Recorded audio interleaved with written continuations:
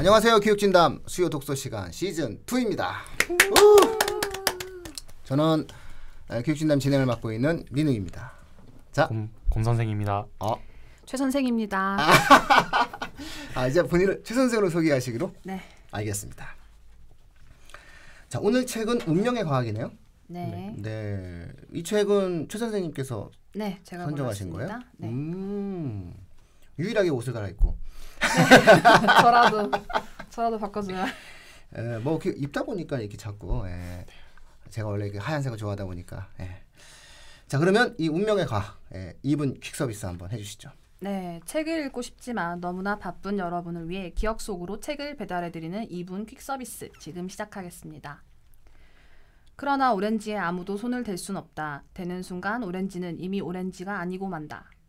얼마 전 아이들과 수업 중에 만난 신동집의 시 오렌지의 일부분입니다. 중1이 이해하기에는 다소 어려운 시기에 저는 이렇게 바꿔주었습니다. 그러나 내게 아무도 손을 댈 순 없다. 대는 순간 너는 이미 내가 아니고 만다. 손을 댄다는 것이 본질을 파악한다고 해석되곤 하지만 저는 누군가를 바꾸려고 하는 것이 아닐까라는 생각도 해봤습니다. 혹 아이들에게도 이런 바람을 품게 되진 않나요? 이 아이가 산만하지만 않으면 좋겠어. 이 아이가 낯만 가리지 않는다면 좋겠어. 하지만 만약 그렇게 된다면 그 아이가 본래의 그 아이일까요? 산만함과 낯을 가리는 특성이 그 아이를 구성하고 있는 것이 아닐까요? 아이 스스로 혹은 부모님의 도움으로 그런 특성들만 쏙 빼서 없애거나 바꿀 수 있는 것일까요? 운명의 과학은 이런 궁금증을 뇌로 설명합니다. 크게 어렵지 않은 말과 친절한 말투로 1장에서부터 신경과학에서는 인간에게 자유의지는 착각에 불과한 것이라 말하고 있지요. 결국 선택이라는 것은 인류가 종으로서 진화시킨 오래된 뇌회로, 개인으로서 타고난 유전자, 현재 놓여있는 환경, 세 가지 요소 간의 복합한 상호작용으로 생기는 것입니다. 그렇다면 노력은 무의미한 걸까요? 그렇지 않습니다. 이중 환경, 즉 외부 자국이라는 요소는 우리가 새로운 뇌 경로를 만들고 기존의 경로를 없애기도 합니다.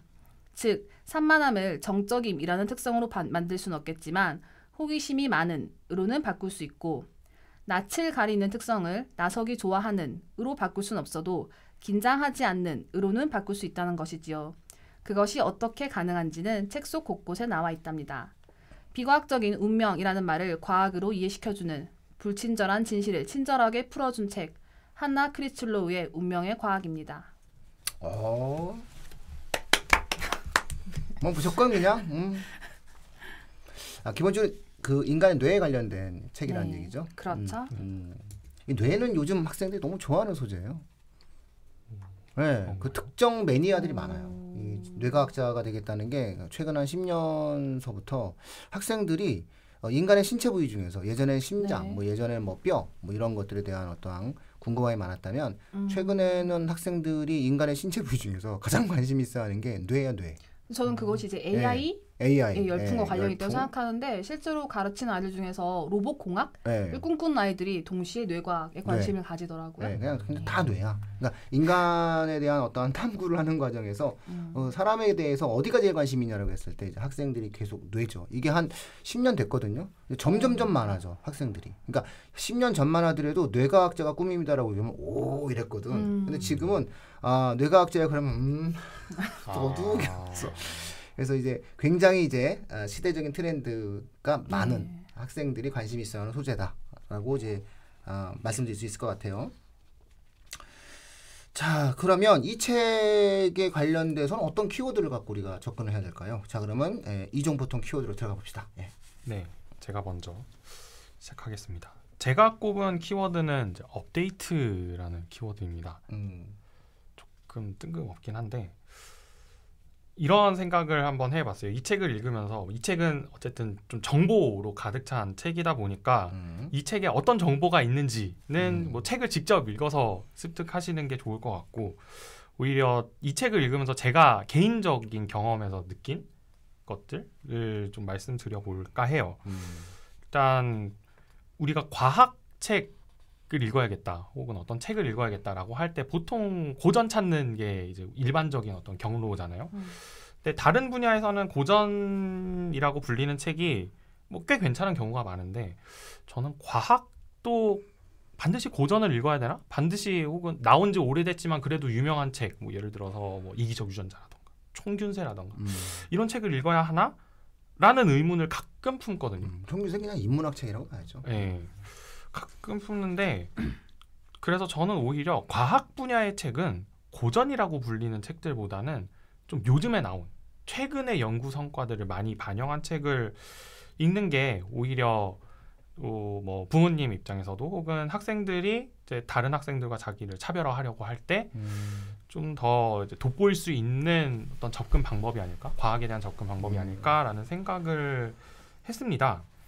그런 면에서 이제 이 책은 최근 한 4, 5년 동안에 진전된 그 뇌과학 연구 성과들을 많이 담고 있다는 점에서 그 이전에 뭐 어디선가 뇌과학 관련 책을 읽으셨다면 뭐 그런 것들보다도 좀 더 나은, 그러니까 다시 읽어보셔도 되는 뭐 그런 책이 아닐까라는 생각이 들었어요.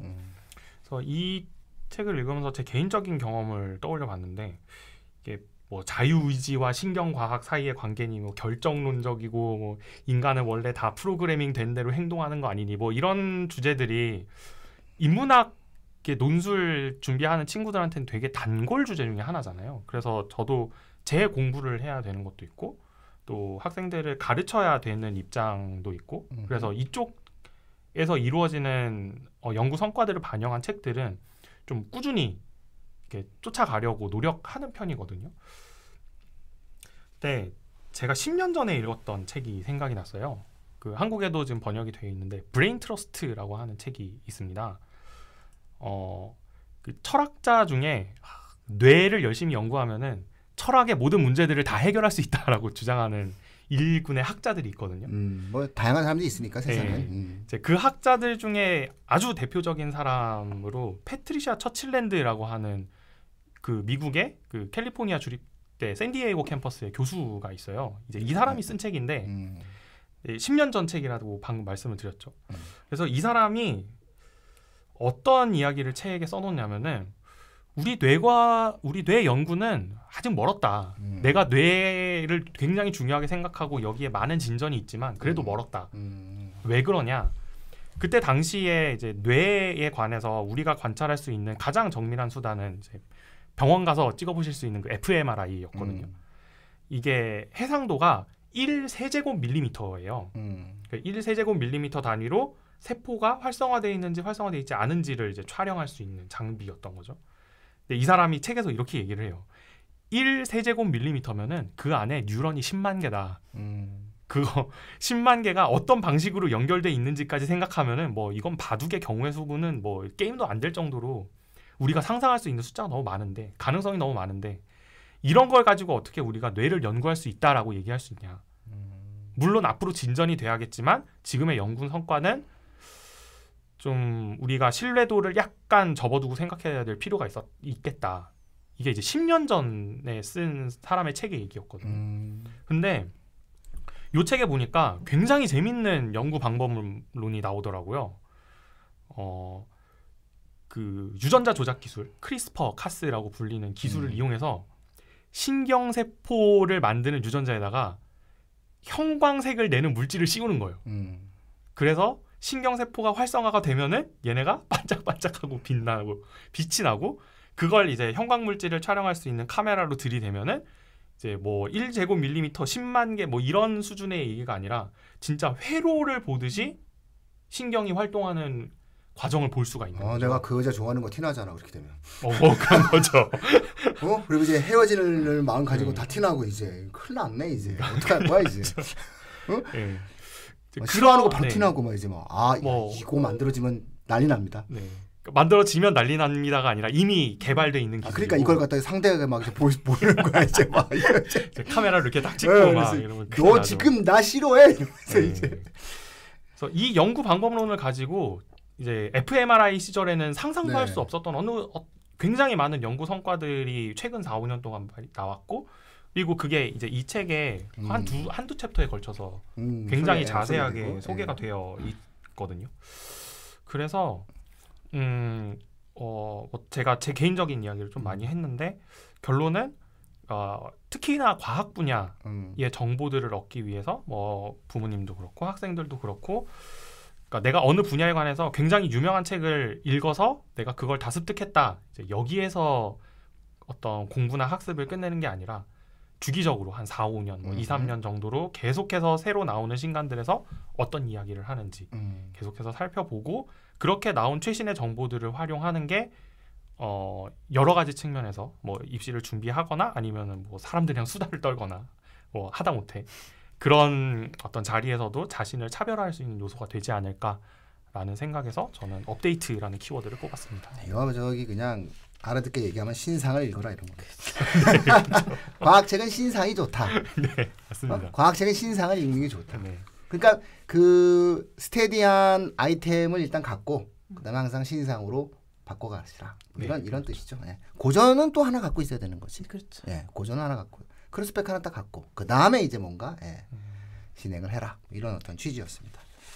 자, 우리 최 선생님은 이종 보통 키워드로 네, 저는 정신승리법 꼽았습니다.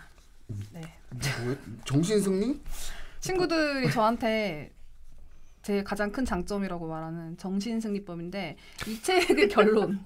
친구들이? 네. 아니, 본인이 그렇다는 걸 이렇게 방송에서 얘기해도 돼? 괜찮아요? 어디가 안 되는 거죠? 정신승리. 정신승리법. 네, 정신승리법.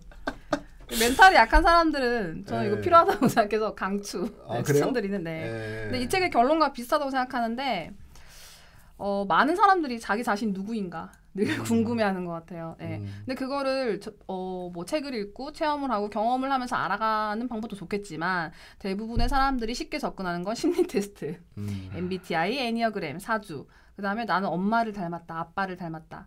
이런 식으로 파악을 많이 하려고 시도를 하시고 실제로 그렇게 나온 결과를 약간 뭐 맹신하는 경향도 좀 있는 것 같고요. 심지어 옛날에는 혈액형? 지금은 한물 같지만 네. 근데 저는 그런 게 좀 의미가 없진 않다고 생각하지만 너무 맹신해도 안 된다고 생각하는 게 아까 오렌지라는 시에서 소개했듯이 내가 누구다, 너가 누구다 라고 정의하고 확신하는 순간 그 사람이 아니게 되는 거는 시간이 계속 변하기 때문이라 생각하거든요. 네, 내가 어떤 사람이다 라고 생각하지만 나도 사실은 계속 바뀌어가고 생각도 계속 바뀌고 그게 그쵸? 쌓이다 보면 장기적으로는 변화가 일어나니까요. 네. 그래서 저는 이런 애니어그램, MBTI 이런 거에서 나오는 결과들이 통계의 문제라고 생각하거든요. 그래서 사람을 크게 대충 경향에 따라서 분류를 해놓고 그중에 대략 나는 이런 사람이야, 대략 나는 이런 성향이야 라고 확인하는 정도?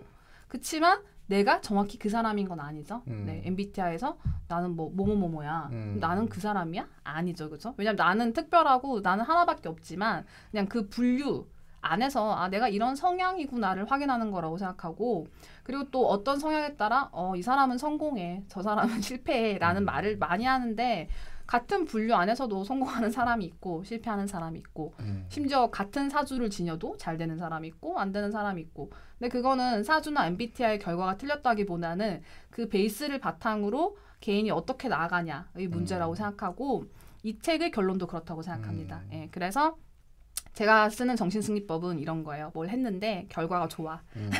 데이터 결과가 통계 결과가 좋아. 그러면 나 이렇게 괜찮은 사람인데 내가 이거밖에 안 돼? 더 해야지. 이런 식으로 정신승리법을 쓰고 결과가 나빠. 와, 나 이래? 안 되겠다. 나 여기서 벗어나야겠다.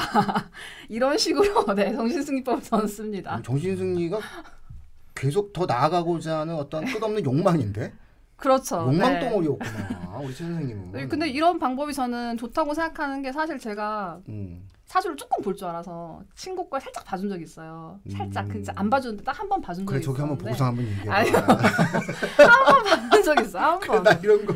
근데 그 친구가 안 좋은 일이 생기니까 나 사주 때문에 이래. 막 이렇게 약간 더 깊은 구렁텅이로 빠지는 좀 그런 게 있고 어떤 사람은 내 사주가 이러니까 나 원래 이런 사람이야 라고 뻔뻔하게 나오는 이런 경우들을 봐서 그 다음부터는 절대 봐주지 않습니다. 그렇죠. 네. 그리고 정신승리네. 그런 사람들이야말로 정신승리하는 사람들이 있어요? 이상한 방향으로. 요즘 과학책 하는데 지금 별 이상한 얘기가 지금 나오고 있습니다. 어쨌든 네, 그래서 이거 뭐 하여튼 뭐 팟캐스트니까 통하는 거지. 그리고 심지어 요즘은 노력도 타고난다라는 말 굉장히 많이 하더라고요. 특히 인터넷에서 노력도 타고나는 거야라는 말을 사람들이 많이 쓰던데 나쁜 방향의 정신승리법이죠. 굉장히 나쁜 건데. 그래서 이거는. 저는 그 노력이라는 종류도 사실 굉장히 다양하다고 생각하고 자기만의 방향 그러니까 내가 예를 들어 운동을 못 하는데 자꾸 운동을 못 하는데 노력을 하는 건 의미가 없잖아 사실. 내가 할 수 있는 그렇지. 방향, 내가 잘할 수 있는 걸로 잘할 해야지. 수 있는 걸로 자꾸 노력하는 게 중요하다 생각하고 이 책에서 나오는 에필로그의 한 구절이 있습니다. 나는 자신의 운명을 발견하는 것이 자율성을 높여준다고 생각한다. 저는 이 말에 동의를 하고 현재 상태 모두가 그렇다는 게 아니라 그런 방향으로 가야 한다라는 결론 때문에 이 책의 결론이 굉장히 마음에 들었습니다. 그러네요. 네. 주체적인 인간이 나아가고자 하는 그렇죠. 그런 부분에 대한 과학적 탐색, 인간의 행동, 의지 이런 부분들에 관련된 과학적인 어떤 증명, 사유, 설명 이런 것들이 관련된 책이다. 네. 그럼 뭐 일단은 사서 보세요. 이런 그렇죠. 책도 예쁘게 딱 났어 우리가. 그렇죠. 예전엔 내가 다 이렇게 해가지고 이렇게 한번 만지고 막 그랬는데 이 두 분이랑 하면서 다 이렇게 조까지 그냥 다 무슨 이렇게 만들어 갖고 와가지고 청취자분들께서 아주 잘 볼 수 있어요. 저런 거 어디서 산 거예요, 저거? 네. 이게 원래는 사진 걸어놓는 그죠? 받침대인데 책도 괜찮겠다 싶어가지고 그냥 갖고 와본 거거든요. 인간의 뇌가 발전하기 때문에 만들어지는 거예요. 어쨌든 학생들이 뇌에 대한 관심이 되게 높고요. 뇌에 관련된 어떤 최근에 굉장히 괜찮은 책이니까 한번 사서 보시면 될 것 같아요. 자, 그럼 이제 마지막 코너. 이제 아이랑 투게더. 자, 그럼 저 책과 함께 할 수 있는 요소가 더 있다면, 추가적으로 더 뭔가가 있다면 뭐가 될까요? 네. 저는 이상희 그리고 윤신영의 인류의 기원이라는 책을 한번 꼽아봤어요. 인간을 연구할 때에 뭐 인간도 마찬가지지만 특정한 생물 혹은 생물 종을 연구할 때에 대체로 두 가지 경향이 있거든요. 하나는 그 생물의 신경계를 뜯어보는 쪽이고 나머지 하나는 얘가 어떤 과정을 거쳐서 여기까지 진화를 했는지 유전자를 뜯어보는 방법 이렇게 두 가지가 있어요. 인간을 연구할 때도 사실 이 두 가지 방법이 가장 이제 생물학적으로는 확실하고 또 사람들에게 영향을 많이 끼칠 수 있는 정보들을 생산하는 방법이죠. 이 책의 경우에는 뇌에 집중한 책이었고 그렇다고 해서 이제 인류가 진화한 거 저기 45억 년 전에 세포 생기는 뭐 그 단계부터 이제 할 수는 없으니까 그렇죠. 재미도 없어요. 그리고 이제 그런 책은 뭐 코스모스 보시면 되고요. 45년 전 일도 관심이 없는데 45억 년 전 일이 왜 관심이 있겠어요. 그래서 시기를 적당히 끊어 보면은 현생 인류가 생기기 시작한 오스트랄로피테쿠스니 뭐 이런 사피엔스, 것들 있죠. 재밌겠다, 그죠? 그 시기에 초점을 맞춰서 정보를 얻을 수 있는 책을 보면 좋을 것 같다는 생각에서 이 책을 선정을 했고요. 이 사실상 공저인데 이상희라고 하는 분은 그 캘리포니아 주립대 리버사이드 캠퍼스의 인류학과 교수고요. 그리고 윤신영이라고 하는 분은 과학동화 기자입니다. 이 두 사람이 같이 쓴 거고 신문에 과학동화라는 잡지에 연재하던 글을 묶은 거라서 그 학생들도 그렇죠. 뭐 본인도 그렇고 굉장히 쉽게 잘 읽을 수 있고 또 제가 이종보통 키워드에서 업데이트라는 말씀을 드렸잖아요. 특히나 저는 이 책을 그 학생들보다는 부모님들께 좀 권해드리고 싶은데 왜냐하면은 부모님들이 이제 어렸을 때 열심히 공부하시던 시절에 배웠던 그 인류의 기원에 관한 여러 가지 이야기들 중에 뒤집혔거나 아니면 경쟁 가설이 굉장히 힘을 얻어가지고 확실하지 않게 된 이야기들이 몇 개 있어요. 마치 두 분은 아마 잘 아실 텐데 요새 아이들은 공룡에 깃털 달려 있다고 배우잖아요. 네, 그런 것처럼 예를 들어서 네안데르탈인은 왜 사라졌느냐 뭐 이런 뭐 이야기를 할 때 네안데르탈인이 사라진 게 아니라 아마 모종의 과정을 거쳐서 우리한테 유전자가 내려왔다. 그거를 이제 어떻게 아냐면은 우리 유전자 지도를 그려보고 네안데르탈인 뭐 뼈에서 나온 유전자를 비교해 보니까 뭐 한 10%가 일치하더라. 그러면 아마 혼종 교배를 했을지도 모르겠다. 뭐 이런 식의 정보들. 그리고 그거 말고 뭐 인류가 흔히 아프리카에서 나왔다. 뭐 이런 얘기 많이 하잖아요. 근데 이 저자인 이상희 선생 같은 경우에는 다지역 기원서를 지지하는 분이에요. 여기저기서 나타났다. 이런 것들, 그런 정보들을 이제 업데이트를 하시면서 뭐 새로운 과학 정보들, 새로운 재미있는 과학 정보들을 이 책을 통해서 같이 얻어가시면 좋지 않을까라는 생각에서 이 책을 선정했습니다. 아 그렇죠. 어우 지난주에 이 업데이트. 네. 신상 중요성을 또 오늘도 설파하신. 네, 중요합니다. 그렇죠. 신상은 중요합니다. 신상 중요하죠. 이거 갑자기 막 부끄러워지려 그러네. 자, 우리 최 선생님께서는?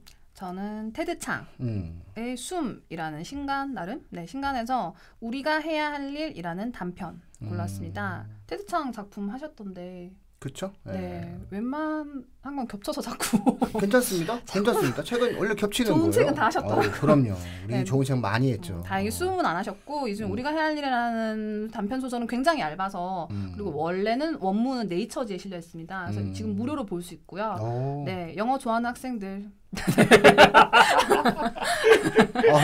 이 표현 영어 좋아하는 학생들. 저는 그렇게까지 좋아하진 않아서 네.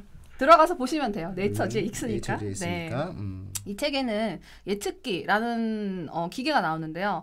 버튼을 누르려고 마음 먹으면 1초 전에 불빛이 반짝여요.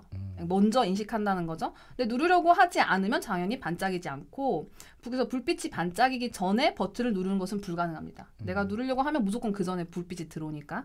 근데 제가 이걸 보니까 80년대에 있었던 리벳 실험에서 따온 것 같은데 이 실험에서는 우리가 실제로 버튼을 누르는 실험을 할 때 버튼을 누르기 0.5초 전에 근육이 준비하고 있다라는 결과 그리고 버튼을 눌러야겠다는 것을 깨달은 그러니까 지각하는 시점 0.2초 전에 그게 뜬다는 거죠. 그러니까 결국 내가 버튼을 누르는 행위는 제일 늦게 오기 때문에 자유의지가 있냐? 뇌가 먼저 가는 거 아니야? 이런 논란을 낳은 실험인데 여기서 따온 것 같아요. 그래서 어쨌든 이 예측기가 생기자 처음엔 사람들이 재미있게 놀고 막 내가 먼저 눌러본다 막 상상되죠. 요즘으로 치면 인스타에 올리고 막 하겠죠. 그런 식으로 막 실험을 하는데 하다 보니까 안 되는 거죠. 그러니까 대부분의 사람들이 의지를 상실하게 되고 많은 사람들이 정신병원 같은 데 입원을 하게 됩니다. 근데 웃긴 것은 이 이야기를 화자가 전해주는데 이 이야기 자체도 미래에서 오는 메시지예요. 네. 그래서 끝에 하는 메시지는 어떤 메시지를 전하냐면 자유의지가 없지만 있는 것처럼 행동해라. 서양 사실이 아님을 알고 있어도 스스로 내리는 선택에 의미가 있는 듯이 행동하는 것이 가장 중요하다. 라고 말을 하는데 웃기는 것은 이렇게 권유하지만 사실 자유의지가 있는 것처럼 행동할 사람도 정해져 있다는 거죠. 네, 그 사실조차 정해져 있어요. 근데 마지막의 결과는 맨 마지막에 이렇게 끊어요. Because I had no choice. 별다른 방법이 없으니까.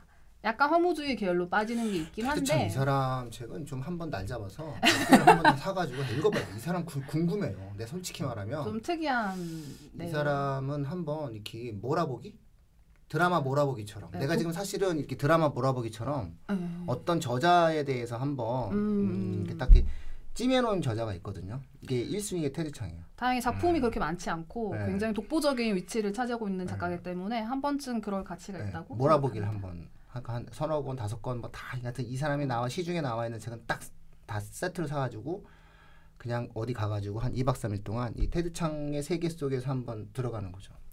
그래서 어쨌든 이 결론이 너무 허무주의적인 감이 있기 때문에 제가 정신승리법을 맞춰서 허무주의적일 것 같진 않아요. 이 사람이 갖고 있는 것은 인간의 한계성? 맞아요. 네, 저는 이렇게 작가는 그렇게 말하지만 분명히 이 사람은 인간의 한계성이라는 그런 부분들. 하지만 언젠가는 아까 한계를 인식한다는 것 자체가 희망적인 거예요. 그럼요. 네, 그래서 저는 이 사람에 대해서 굉장히 관심이 있는데 또 오늘도 또 두 분 또 소개하니까 또 자극을 받고. 그럼 이제 언제 2박 3일 어디로 가나? 제가 진짜 혼자서 2박 3일 동안 혼자 가요. 우리 집사람은 정말 저를 잘 키우는 사람이에요. 그래서 자유를 주죠. 그래서 가서 정말로 한번 몰아보기 같은 걸 해요. 보통의 경우에는 그냥 책을 안 갖고 가요. 술을 들고 가는데. 근데 이 경우에는 한번 조만간 이 테드 창의 책을 갖고 세상과 인간의 뇌와 행위, 선택 이거 한번 같이 고민해봐야 될 것 같아요. 자, 역시 또 이번 주도 또 의미 있는 시간을 가졌네요. 정말 점점 시즌 2가 좀 이렇게 쭉쭉 가라앉으면서 고속하는 차가 갑자기 싹 가라앉은 듯한 그 느낌? 그 느낌이 나고 있습니다. 자, 이건 누가 읽나요 오늘? 맨 밑에 있는 말? 네. 저는 이런 거 좀 체질이 안 맞아서. 네.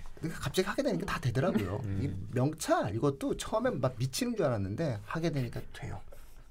머리띠 하나 만들어 드릴까요? 민우 이렇게. 그러지 마세요. 그러지 마세요. 네. 네, 시작하시죠.